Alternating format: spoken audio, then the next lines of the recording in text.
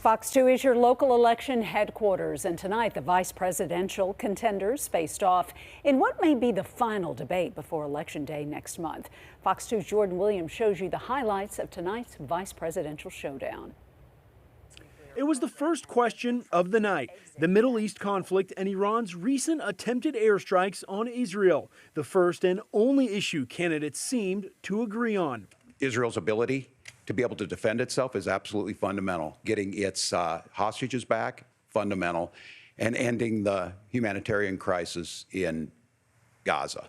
It is up to Israel what they think they need to do to keep their country safe, and we should support our allies wherever they are when they're fighting the bad guys. Then the two candidates tackled climate change. Senator J.D. Vance referred to the topic as crazy weather patterns and said the solution is to produce more energy in the country. So if we actually care about getting cleaner air and cleaner water, the best thing to do is to double down and invest in American workers and the American people. And unfortunately, Kamala Harris has done exactly the opposite.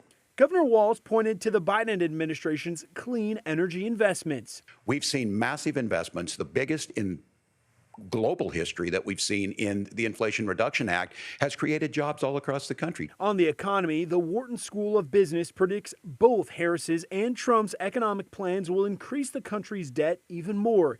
Harris's and Walz's plan includes building more homes and offering payment assistance. As far as the housing goes, I've seen it in Minnesota. 12% more houses in Minneapolis. Prices went down on rent 4%. It's working. Vance said Trump's economic plan from his presidency is the proof for voters. It was passed in 2017, and you saw an American economic boom unlike we've seen in a generation in this country. And one major topic, border security. Vance says mass deportation is the answer. So we've got 25 million illegal aliens who are here in the country. What do we do with them? I think the first thing that we do is we start with the criminal migrants.